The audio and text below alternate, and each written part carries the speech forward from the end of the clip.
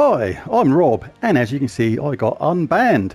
The devs are working around the clock with extra people to unban the wrongly banned accounts, which is going to be the vast majority. It was, after all, a bug in the game regarding the Crinkle troop, so hopefully you'll be unbanned soon if you've not been unbanned already. But anyway, Confucius, he says, man who throws dirt is losing ground. Somehow fitting, considering some of the events and things that have been said during this Crinklemas bugged issue. Anyway, onto the spoiler video. We have a incoming world event. This is going to be a spell damage event, so that's going to be really cool. So you can look to basically do more spell damage. I'll be showing my team for that on Monday. It's at the Crossroads, 160% spell damage for all troops in the current event when you get that medal powered right up. We'll also be looking at the new troop as well. This is Vrock Demon. There he is there on the screen. Interesting looking fella. Let's take a look at what it does. Fell Swoop is the spell. Deal magic +3 damage to an enemy, and there is a 20% chance to devour them. If the enemy dies, create 12 red dragon gems. Mana color is red and yellow. Mana cost is 12. And yeah, quite an interesting sounding spell that. I'm never keen on these percentage chance to devours, but it can be really good if you're a newer player, because that can kind of level the playing field really fast. If you're up against a really powerful opponent, chuck in one of these percentage chance to devour troops, and if you get lucky, you can seriously turn the tide on your opponent really quickly. Anyway, onto those traits. Trait 1 is Daemon Bond. Allied daemons gain 2 life. Trait 2 is Fireproof, immunity to burning and fairy fire. And trait 3 is Spell Armor, reduce damage from spells by 25%. Also on Monday, I'll be taking a look in the Soul Forge and giving you my opinion on what is good and bad there regarding the mythic level troops and the new weapons. So pop back for that on Monday as well. I'll be having a good look at that.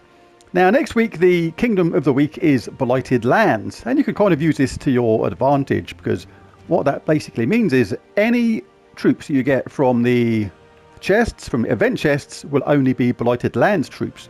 Now you can use this to your advantage. If we look for Blighted Lands troops only, you will bring up a list of all the Blighted Lands troops. You can scroll through, scroll down, see if there are any key ones which you are missing. You can take it one further as well.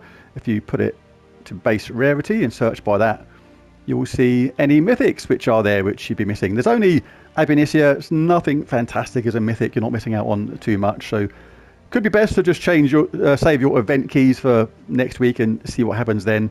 No point chasing a mythic which is not that great, not unless your kingdom locked on it or something. You need that mythic to unlock your next power level or something like that. On Tuesday, we have a faction assault in Fell Roost. This is one of the factions I have to work on myself. As a newer player, I pretty much ignored the Underworld. I was super casual at the time, just played very casually, and I literally ignored the Underworld.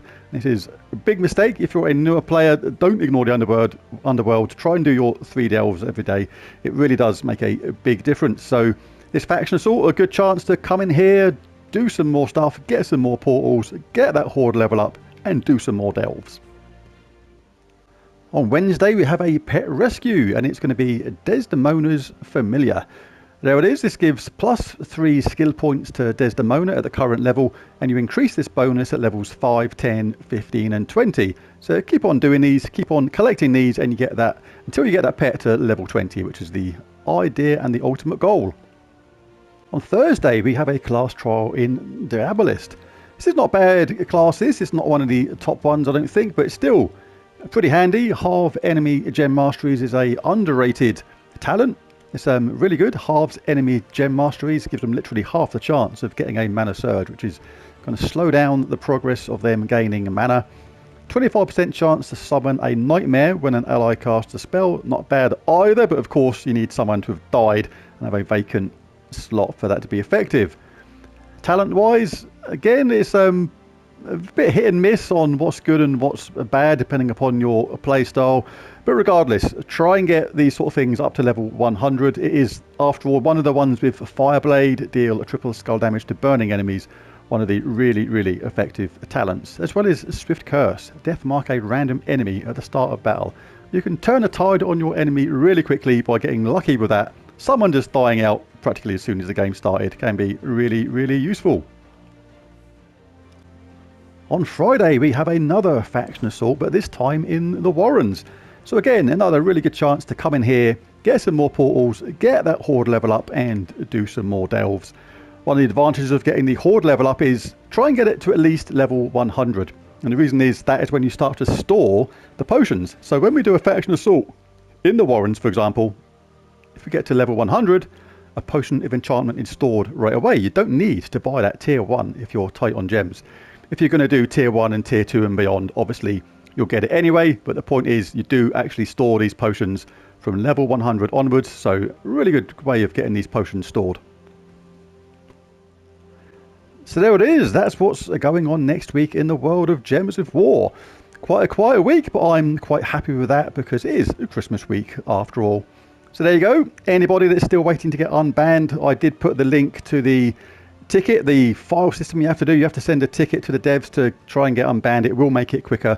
You may get unbanned automatically without doing that, but better to be safe than sorry and just go to that link in the previous video on the update to the banned video and click that. Just spend a couple of minutes filling that out. It is totally worth that couple of minutes of your time if you did get a ban, and hopefully you'll be unbanned really fast. But thanks for watching this video. I'll catch you again next time. Merry Christmas everyone. Bye for now.